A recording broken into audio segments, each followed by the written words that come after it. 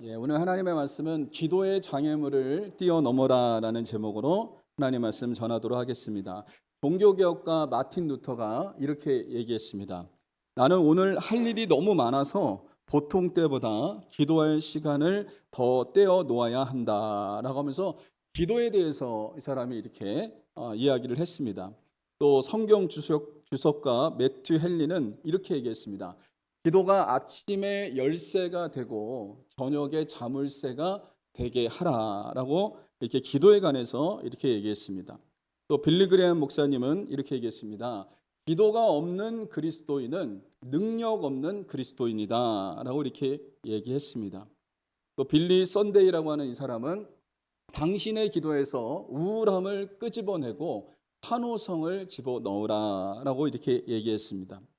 지금 이렇게 제가 소개한 이 사람들은 한 시대에 하나님 앞에 위대하게 쓰임받은 하나님의 사람들입니다. 근데 이 사람들은 무엇을 중요하게 여겼냐? 하나님의 일을 하는 데 있어서, 하나님 앞에 그들이 쓰임받는 데 있어서 그 비결이 뭐냐? 기도에 있었다는 것을 말해주고 있습니다.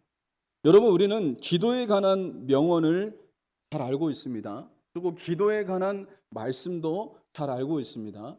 그리고 기도에 관한 말씀을 우리는 신앙생활하면서 수도 없이 많이 들어왔습니다. 그리고 지금도 제가 기도에 관한 설교를 하고 있습니다. 그렇다면 여러분은 기도에 관한 말씀, 기도에 관한 설교, 기도에 관한 명언을 많이 들어왔다는 거예요. 근데 중요한 게 있습니다. 이 기도에 관한 설교를 많이 듣고 기도에 관한 말씀을 많이 알고 그리고 기도의 명언을 많이 알지라도 내가 기도하지 않으면 내 삶 속에 기도의 역사를 경험할 수 없다는 거예요.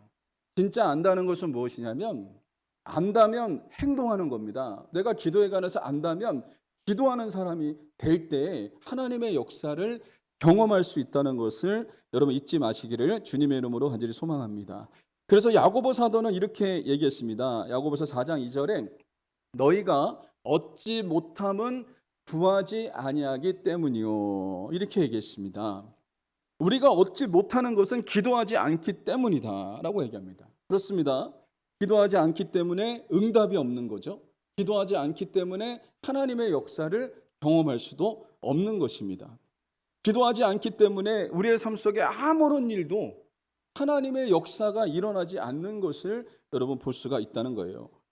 그런데 여러분 기도하면 반드시 응답이 있습니다. 왜냐하면 하나님이 살아계시기 때문에 그렇습니다. 살아계신 하나님 앞에 우리가 기도하면 반드시 응답이 와요. 반드시 하나님의 역사가 일어난다는 사실을 잊지 마시기를 주님의 이름으로 간절히 소망합니다. 그런데 여러분 이 기도는요 영적 싸움이기 때문에 마귀가 기도하는 사람을 그냥 가만히 냅두지 않는다는 거예요. 그래서 이 기도는 영적인 싸움입니다. 그래서 기도 응답을 받기 위해서는 뛰어넘어야 될 장애물들이 있다는 것을 우리가 잊지 말아야 되는 것입니다. 기도 응답을 받기 위해서는 장애물을 뛰어넘어야 돼요. 우리 앞에 놓여져 있는 장애물들을 뛰어넘어갈 때 하나님께서 예비하신 기도의 응답의 축복을 받는 역사가 일어날 수 있다는 겁니다. 그래서 오늘 말씀을 통해서 기도의 장애물을 뛰어넘어라라는 제목으로 말씀을 좀 살펴보도록 하겠습니다. 첫 번째는 기도 응답의 장애물을 뛰어넘으려면 인내하는 자가 여러분 되어야 됩니다. 오늘 본문을 우리가 살펴보면 한 아버지에게 사랑하는 아들이 있었습니다. 이 사랑하는 아들이 있었는데 이 아들이 귀신이 들렸어요. 이 귀신이 들려서 이 아들이 불 가운데도 넘어지고 물 가운데도 넘어집니다. 평상시에는 괜찮다가 갑자기 이 귀신에게 사로잡히면요 불 가운데 쓰러지고 물 가운데 막 넘어지는 거예요. 그러니까 이 아버지의 힘으로는 이 아들을 감당할 수가 없는 거예요. 갑자기 이런 일들이 막 일어나니까 아버지가 얼마나 힘들겠습니까? 이러다가 아들이 죽을지도 모르겠다라고 하는 그런 두려움에 이 아버지가 휩싸인 거예요. 이러다가 우리 아들이 물에 빠져서 죽을 수도 있고 또 불에 타서 죽을 수도 있고 이런 상황에 이 아버지가 놓여 있는 거예요. 그러니까 얼마나 이 아버지의 마음이 불안하겠어요. 항상 노심초사 막 불안한 마음들, 두려운 마음들이 이 아버지의 마음을 사로잡고 있었습니다. 이런 절망적인 상황 가운데서 아버지에게 소망의 소식이 하나가 들려왔는데 예수님에 관한 소식이 들려왔어요.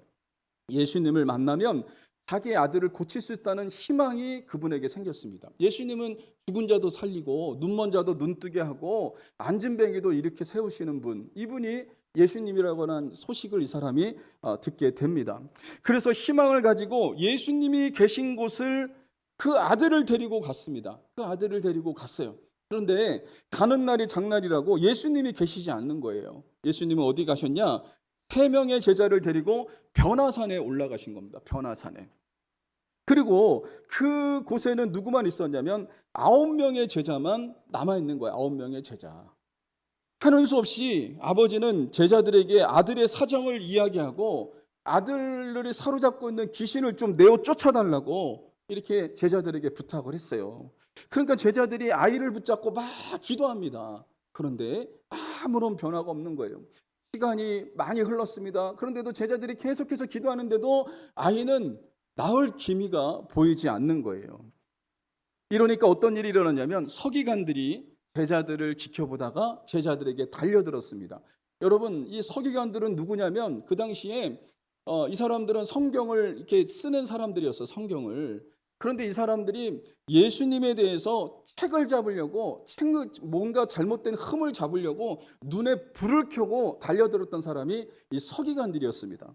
그런데 제자들이 귀신을 쫓아내지 못하는 그런 모습을 보면서 이 사람들 잘됐다, 시비를 거는 거예요. 그래서 변론을 하게 되는데 마가복음 9장 14절에 이렇게 얘기합니다. 이에 그들이 제자들에게 와서 보니 큰 무리가 그들을 둘러싸고 서기관들이 그들과 더불어 변론하고 있더라라고 얘기합니다. 여기 변론하다는 것은 무엇을 얘기하고 있냐면 논쟁하다라고 하는 그런 의미가 있습니다. 일반적으로 논쟁은 어떤 주제를 가지고 여러 사람들이 함께 합의점을 찾기 위해서 이렇게 변론하고 토론하는 것을 의미하는데, 여기서 얘기하는 서기관들이 변론했다는 건 뭐냐면 지금 제자들을 위기 가운데 빠뜨리려고 한 거예요. 귀신을 쫓아내지 못하니까 조롱을 퍼붓고 있는 겁니다. 그러면서 예수님이 지금까지 귀신을 쫓아낸 것은 쇼 아니냐, 사기를 펼친 거 아니냐, 너희들 짜고 고스톱 친 거 아니냐, 그냥 귀신 들린 자가 귀신이 나가지도 않았는데 예수님이 이렇게 쫓았을 때 귀신이 나간 것처럼 너희들이 연기하고 어떻게 해서 그것을 이렇게 사기극을 펼친 게 아니냐라고 하면서 이 사람들이 제자들하고 변론하고 제자들하고 싸우는 거예요. 다투는 그런 일이 일어났습니다. 여러분, 그들은 귀신에 사로잡혀서 정말 절망하고 있는 그 어린 아이, 그리고 절망스러운 아버지 앞에서 이 사람들은 무관심합니다. 이 사람들하고는 전혀 무관심하고요. 오직 논쟁으로만 지금 일삼고 있는 모습이 오늘 본문의 이 모습이에요. 여러분, 이 모습을 지켜보고 있는 아버지의 마음이 어땠을까요? 아들을 살리고자 소망을 가지고 예수님께 왔는데 예수님은 계시지 않아요. 예수님은 계시지 않고, 그리고 제자들만 9명이 있어요. 그리고 제자들에게 할 수 없이 제자들에게 쫓아달라고 그랬는데 제자들은 쫓아내지 못하고 있어요. 많은 시간이 흘렀는데도 아이가 나을 기미를 보이지 않고 있어요. 이러다 보니까 또 어떤 일이 일어났습니까? 서기관들이 제자들에게 달려들어서 말다툼하고 싸우고 막 이런 일들이 일어난 거예요. 여러분, 아버지가 이런 상황을 기대하고 왔겠습니까? 이런 상황을 기대하지 않았을 거예요. 지금 혼란스러운 상황이 그 아버지 앞에, 그 아이 앞에서 지금 펼쳐지고 있는 겁니다. 이런 상황 가운데서 아버지에게 필요했던 것은 무엇일까요? 이 모든 상황 가운데서 인내하는 것이 필요했을 것입니다. 인내.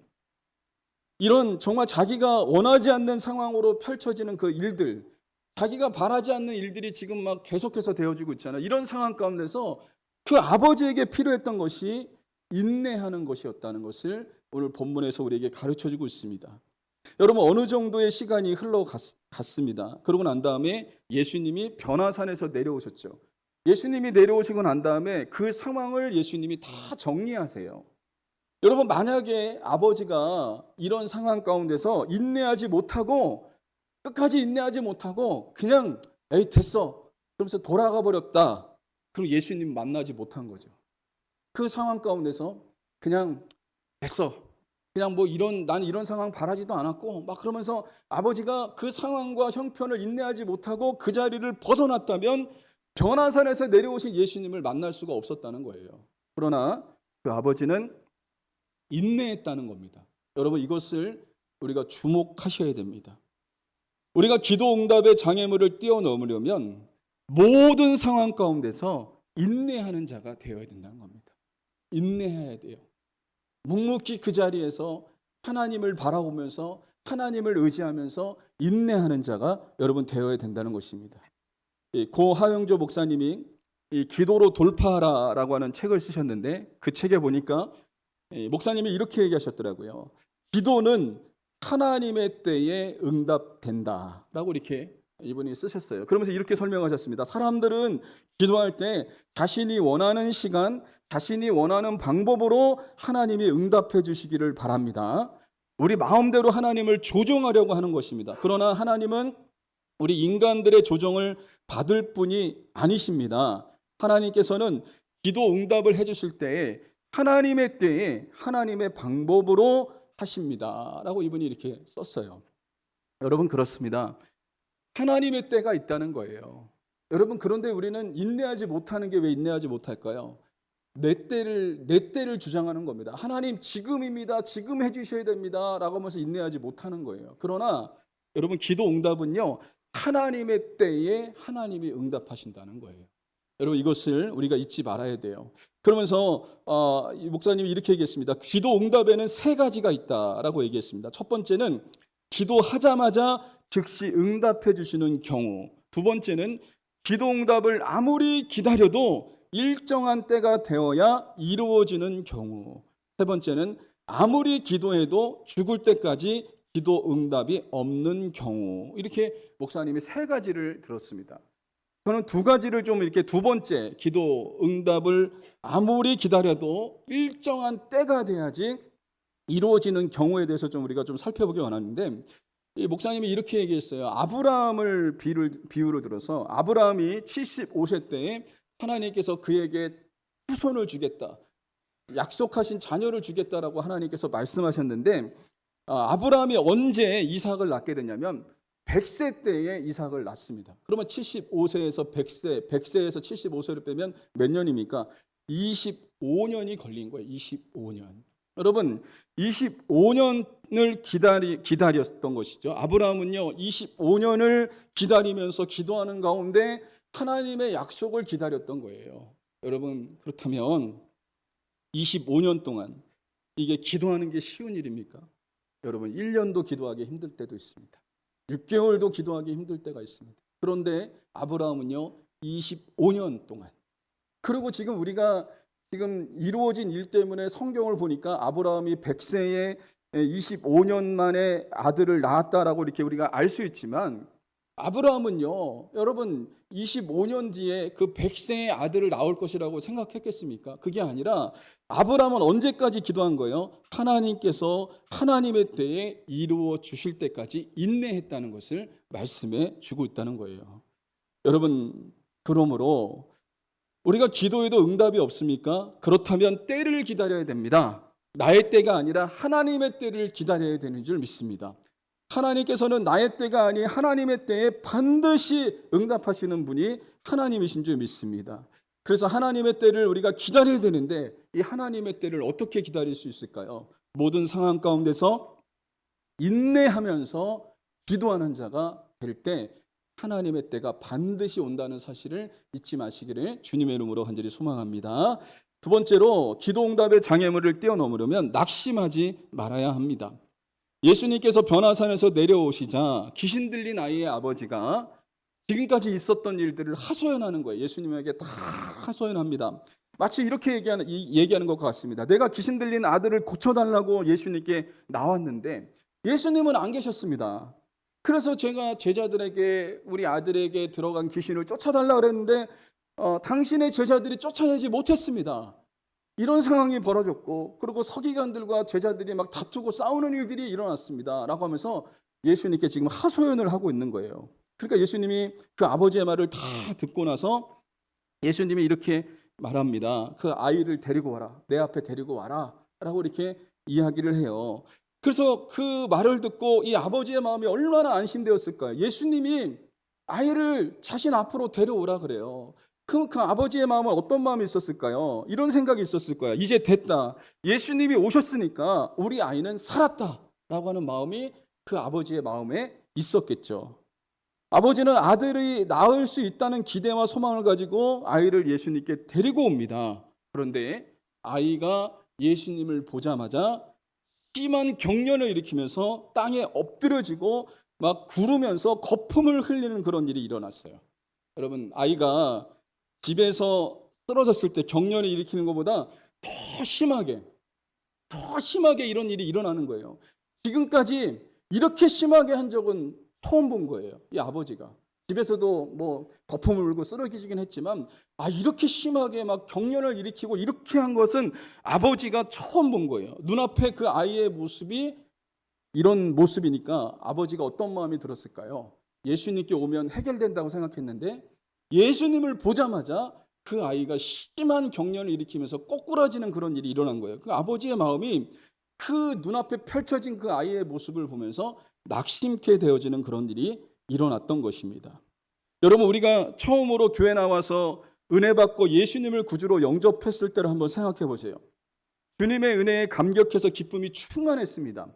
그래서 은혜를 받아서 하늘을 날아다니는 것처럼 너무 기쁘고 감사했습니다. 그래서 매일 교회에 나오고 싶고 예배란 예배는 다 드리고 싶고 막 그런 마음들이 우리에게 있었을 거예요. 교회에서 살고 싶을 정도로 그런 은혜가 우리에게 있었을 것입니다. 그런데 그 은혜를 받고 집으로 갔는데 은혜를 쏟는 일들이 막 벌어지는 거예요. 누군가가 나를 막 화나게 하고 누군가가 내 속을 뒤집기도 하고 가정의 식구들 중에 막 속썩이는 사람도 있고 그리고 가정에는 여전히 예수 믿을 때나 안 믿을 때나 똑같이 그 문제가 있고 여전히 존재하고 있고 더 심한 문제가 막 일어나요. 예수님 믿었는데 교회에 나왔는데 더 심한 문제가 막 일어나요. 그렇게 되면 우리의 마음이 막 흔들리게 됩니다. 내가 괜히 예수 믿었나? 내가 괜히 교회 나왔나? 라고 하는 그런 생각이 들기도 합니다. 그러나 여러분들이 분명히 기억해야 될 것은 마귀가 우리를 위협하는 거예요. 우리가 여기서 인내하고 주님을 바라보면요, 승리하는 역사가 일어날 수 있다는 것입니다. 마가복음 9장 20절에 한번 보세요. 9장 20절 같이 한번 읽어보겠습니다. 시작. 이에 데리고 오니 귀신이 예수를 보고 곧 그 아이로 심히 경련을 일으키게 하는지라 그가 땅에 엎드려져 구르며 거품을 흘리더라. 여기 보세요. 누가 아이를 심하게 경련을 일으키겠습니까? 귀신이. 그 아이에 들어간 악한 존재가 예수님을 보자마자 막 거품을 일으키게 하고 구르게 하고 이렇게 경련을 일으키게 하는 그런 일들이 일어난 거예요. 누가 한 일입니까? 이렇게 한 일은 악한 영이 그렇게 한 거죠. 귀신이라고 하는 존재가 예수님을 보고 두려워 떨면서 이런 일들이 일어났던 것입니다. 여러분, 기도하는 가운데 상황이 바뀌지 않고 기도하는데 상황이 더 악화되면 우리는 그 눈에 보이는 그 현상 때문에 낙심할 때가 있습니다. 눈에 보이는 현상에 사로잡히게 되면 기도에 대한 회의도 들게 되죠. 여러분, 그래서 이렇게 우리가 생각할 때도 있습니다. 아니, 기도하는데 왜 이래? 기도하는데 우리 아이의 문제가 왜 이래? 아니, 아이가 더 심해지고 왜 내가 가지고 있는 문제들이 더 심해지고 왜 이래? 라고 하면서 이런 마음이 들어요. 기도해도 소용없네 라고 하면서 낙심이 찾아올 때가 있습니다. 그러나 우리가 분명히 기억해야 될 것은 믿음은 눈에 보이는 현상에 의해서 우리가 그 믿음을 갖는 게 아니고요. 눈에 보이지 않는 것을 믿는 것이 믿음인 거 여러분 아십니까? 우리가 눈에 보이는 것 때문에 우리의 믿음이 흔들려서는 절대로 안 됩니다. 믿음은 보이지 않는 것을 보이는 것처럼 믿는 것, 이게 바로 믿음이라는 거예요. 그래서 히브리서 기자는 이렇게 얘기했습니다. 히브리서 11장 1절 같이 읽어보겠습니다. 시작. 믿음은 바라는 것들의 실상이요 보이지 않는 것들의 증거니. 믿음은 보이지 않는 것을 보이는 것처럼 믿는 거예요. 이게 바로 믿음이에요. 눈에 보이는 것, 나타나는 현상을 보고 믿는 게 아니라 눈에 보이지 않지만 하나님이 살아계신 것을 믿는 거예요. 눈에 보이지 않지만 하나님이 지금도 일하고 계시다고 하는 사실을 믿는 거예요. 이게 바로 믿음인 줄 여러분 믿으시기 바랍니다. 눈에 보이지 않지만 문제보다 더 크신 주님, 그 문제를 다스리시는 주님, 문제보다 더 크신 살아계신 하나님을 믿는 것, 이게 바로 믿음이라는 사실을 여러분 잊지 마시기를 주님의 이름으로 간절히 소망합니다.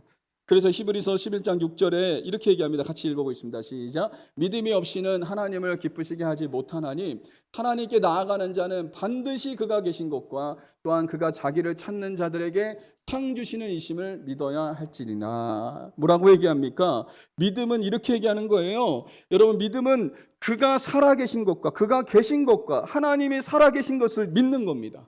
하나님이 눈에 보이지 않지만 하나님이 살아계시오. 하나님이 존재하시오. 그리고 기도하면 하나님께서 기도에 응답하시오 라고 하는 것을 믿는 것, 이것이 바로 믿음이라는 것을 잊지 마시기를 주님의 이름으로 간절히 소망합니다. 그래서 여러분, 기도 응답의 장애물을 뛰어넘으려면 눈에 보이는 현상 때문에 낙심하지 말으셔야 돼요. 눈에 나타나는 현상, 그런 일들 때문에 낙심하면 안 되고, 보이지 않지만 살아계신 하나님, 문제보다 더 크신 하나님, 나의 기도를 지금 듣고 계시는 그 하나님을 믿음의 눈으로 바라보는 하나님의 사람들이 될 수 있기를 주님의 이름으로 간절히 소망합니다.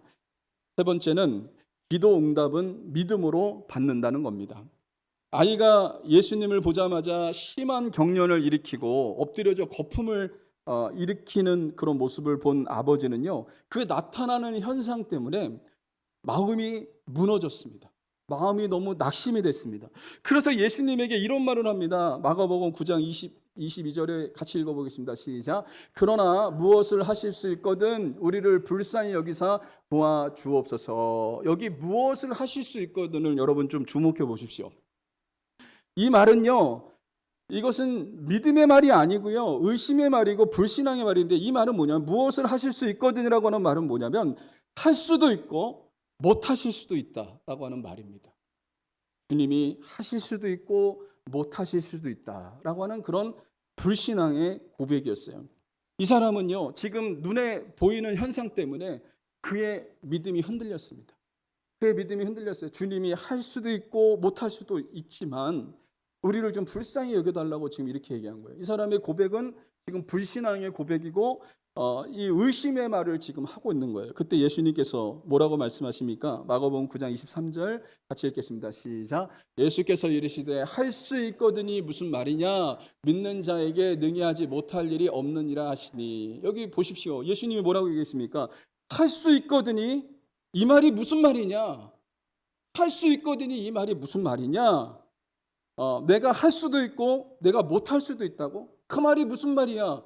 주님이 말씀하십니다. 믿는 자에게는 능히 하지 못할 일이 없느니라. 이 말은 이 말입니다. 너가 믿으면 내가 역사할게. 너가 믿으면 내가 반드시 역사할 것이다 라고 하는 거예요. 그래서 이 부모에게 이렇게 얘기하는 겁니다. 할 수 있다고 말해라. 내가 믿는다고 말해라. 주님이 지금 이렇게 고백하는 거예요. 여러분, 그랬더니 이 아버지의 고백이 바뀌는 역사가 일어났잖아요. 내가 믿나이다. 나의 믿음 없는 것을 좀 도와주십시오 라고 이 부모의 고백이 바뀌는 역사가 일어났습니다. 의심의 말에서 믿음의 말로 바뀌는 역사가 일어났어요. 내가 믿나이다. 나의 믿음 없는 것을 좀 도와주십시오 라고 이 사람이 이렇게 믿음으로 고백하니까 예수님이 그때 일하기 시작하십니다. 여러분, 믿음의 기도는요, 응답이 있어요. 주님은 이 아버지의 믿음의 고백 위에, 믿음의 말 위에 주님은 역사하셨습니다. 마가복음 9장 25절에 여러분 같이 읽어보겠습니다. 시작. 더러운 귀신을 꾸짖어 이르시되 말 못하고 못 듣는 귀신아, 내가 내게 명하노니 그 아이에게서 나오고 다시 들어가지 말라. 그 아버지의 믿음의 고백 위에, 믿음의 기도 위에 주님은 역사하신 거예요. 그가 믿음으로 기도했을 때, 믿고 기도했을 때, 믿음으로 기도했을 때 예수님은 그 즉시 역사하셨던 것을 여러분 보게 됩니다. 예수님이 이렇게 말씀하시자 더러운 귀신이 그 아이에게서 나가고 그 귀신 들린 아이는 온전한 회복이 이루어지는 역사가 일어났습니다. 오늘 이 말씀에서 우리에게 주시는 말씀이 있어요. 귀신 들린 아이의 아버지가 믿음으로 기도하자 예수님께서는 응답하셨습니다. 그러므로 이 사건을 통해서 우리에게 주시는 메시지가 분명합니다. 여러분이 기억하셔야 돼요. 구원도 믿음으로 받지만 기도 응답도 믿음으로 받습니다. 여러분, 이것을 잊지 말아야 됩니다. 한번 따라해 보겠습니다. 구원도 믿음으로 받고 기도 응답도 믿음으로 받는다. 예, 다시 한번 고백해 볼까요? 기도 응답은 믿음으로 받는다. 예, 그렇습니다. 여러분 이것을 기억하셔야 돼요. 구원은 믿음으로 받지만, 그리고 기도 응답도 믿음으로 받습니다. 믿음으로. 여러분 이게 바로 하나님 나라입니다. 하나님 나라. 믿음으로 구원받고 믿음으로 기도 응답 받는 거예요. 여러분 이것을 잊지 않는 하나님의 사람들이 될 수 있기를 주님의 이름으로 간절히 소망합니다. 예수님은 여러 가지 상황으로 인해 낙심하고 좌절하여 불신앙을 갖고 있는 아버지에게 요구하신 것이 다른 것이 아니라 믿음이었어요. 너 정말 기도 한 10시간 더 하고 와. 예수님 이렇게 얘기하시지 않았어요. 아니 나에게 헌금을 좀 더 가져와. 정성스러운 헌금을 가져와. 재물을 가지고 와. 이렇게 요구하신 분이 아니에요. 예수님은 그렇게 얘기하신 게 아니에요. 너 착한 일 많이 해. 그러면 내가 너 아들 고쳐줄게. 이렇게 얘기한 게 아니에요. 주님이 요구하신 게 뭔지 아십니까? 믿음이었어요. 믿음. 너가 믿음으로 기도하면 내가 역사할게. 믿음으로 기도하면 내가 응답할게. 예수님이 이렇게 말씀하신 것입니다. 여러분 그렇습니다. 그 아버지에게 요구하신 것은 다른 것이 아니라 믿음이었다는 사실을 여러분 주목하셔야 됩니다.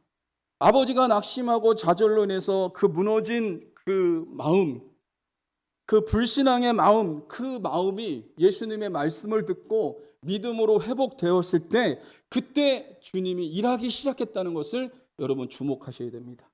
그러므로 기도 응답을 받기 위해서 우리에게 필요한 것은 무엇입니까? 믿음이에요. 믿음. 믿음이 필요합니다. 믿음이. 주 예수님을 향한 믿음. 그분은 능치 못할 일이 없다고 하는 그 믿음. 그분이 역사하시면 된다고 하는 그 믿음. 그 믿음이 우리에게 필요하다는 거예요. 그래서 여러분 기도 응답을 받기 위해서 먼저 내 안에 있는 믿음을 점검하셔야 됩니다. 내가 정말 살아계신 하나님을 믿는가? 내 기도를 하나님이 듣고 계시는가? 이런 믿음이 내가 있는가를 점검해보는 하나님의 사람들이 될 수 있어야 됩니다. 그래서 내 안에 구원받을 믿음도 있어야 되고 내 안에 기도 응답 받을 믿음도 있어야 된다는 사실을 여러분 잊지 마시기를 주님의 이름으로 간절히 소망합니다. 그렇다면 믿음은 어디서 옵니까? 믿음은 믿음의 주가 되시는 예수님을 바라볼 때 믿음이 오는 거예요.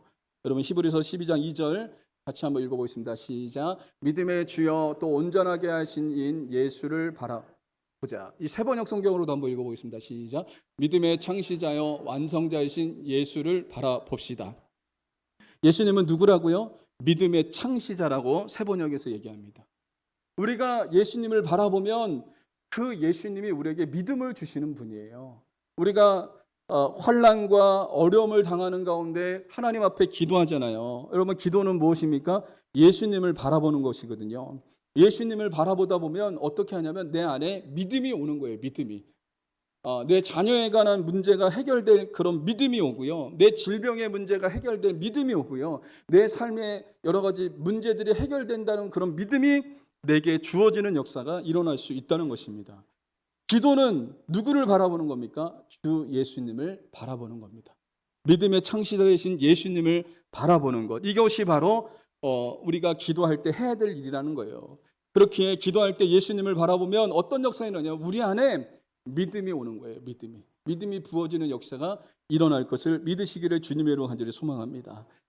태문안 교회를 담임했던 고 김동인 목사님, 이분은 장로교회에서 아주 정말 훌륭한 목사님 중에 한 분입니다. 한경진 목사님의 다음으로 이어서 이분이 교계를 이끌어갈 분이라고 아주 많은 사람들이 이분에 대해서 기대했던 분입니다. 그런데 이분이 젊은 나이에 이분이 암이 왔어요. 암이 왔는데 신장암과 대퇴부 고관절 암이 왔어요. 근데 이게 말기 판정을 받은 거예요. 이분이 그 암이 와서 너무 옆구리가 아파갖고 이제 병원에 가봤더니 암이에요, 암. 이 신장에 암이 왔는데 그 암이 장기에 다 퍼진 거예요. 다 퍼졌어요. 그래서 의사가 뭐라고 했냐면 6개월밖에 살지 못합니다. 라고 얘기를 하는 거예요. 수술도 못합니다. 이렇게 얘기를 했어요. 이분이 병실에서 입원하는 가운데 얼마나 낙심되겠어요. 그때 하나님 앞에 무릎을 꿇고 하나님 앞에 기도하면서 이렇게 얘기했습니다. 하나님께서 부르시면 저는 갈 수밖에 없습니다. 그러나 하나님, 지금 제가 할 일이 있습니다. 그러니까 저에게 좀 시간을 조금만 더 주시면 안 되겠습니까? 라고 하나님 앞에 이렇게 기도했어요. 그랬더니 주님의 음성이 분명하게 들렸답니다. 이분에게 뭐라고 들렸냐면 이번 한 번만 내가 너를 살릴 것이다. 이번 한 번만 내가 너를 살릴 것이다. 그러나 네가 살아나고 난 다음에 이전과 같이 목회하면 안 된다. 나를 온전히 믿고 말씀을 전해라. 그래야 너도 살고 성도들이 산다. 라고 하면서 이 하나님의 음성을 들었어요. 하나님이 뭐라고 말씀하셨죠? 이번 한 번만 너를 살릴 거야. 이번 한 번만 너를 살려줄게. 라고 하는 그 음성을 들었습니다. 그러는 다음에 이 목사님이 의사에게 수술을 해달라고 이렇게 얘기했어요. 그랬더니 의사들이 뭐라냐면 수술해도 소용없습니다. 수술해도 소용이 없어요. 왜냐하면 지금 다 퍼졌기 때문에 수술해도 소용이 없습니다. 근데 이 목사님은 하나님의 말씀을 들었기 때문에 그래도 수술을 좀 해주십시오. 그래서 이분이 수술을 받았어요. 그 암덩어리들을 다 이제 끄집어냈거든요. 그러고 나서 이분이 강단에 섰습니다. 교회 강단에 복귀해서 강단에 섰는데 이분의 설교가 완전히 달라졌어요. 눈물로 설교를 하는데 이분은 이 시한부 인생 그리고 죽음의 앞에서 이 사람이 살아 돌아왔잖아요. 그리고 시간이 얼마 남은지도 모르는 상황이잖아요. 그러니까 이 목사님의 설교가 이전과 완전히 달라졌어요. 그래서 눈물로 설교하고 그리고 성도들도 눈물로 예배를 드리고 이분이 얼마를 더 살았냐면 3년을 더 살다 가셨다 그래요. 그분이 3년 동안 설교한 그 설교는요. 정말 주옥과 같은 하나님의 말씀을 전하다가 이전과는 완전히 다르게 목회하시다가 이분이 하나님의 부르심을 받았다 그래요. 여러분, 이 목사님 그 절망적인 상황 가운데 누구를 바라본 겁니까? 예수님을 바라본 거예요. 예수님을 바라보니까 그 믿음이 오는 역사가 일어났던 것입니다. 여러분, 말씀의 결론을 맺겠습니다. 기도 응답의 장애물을 뛰어넘으려면 인내하는 자가 되시기를 주님의 이름으로 간절히 소망합니다. 기도 응답의 장애물을 뛰어넘으려면 낙심하지 말아야 합니다. 여러분, 기도 응답은 어떻게 받습니까? 믿음으로 받습니다. 여러분이 분명히 이것을 기억하시고 믿으면 주님이 역사하십니다. 믿음으로 기도하면 주님은 오늘도 살아서 역사하는 분이시라는 것을 잊지 마시기를 주님의 이름으로 간절히 소망합니다.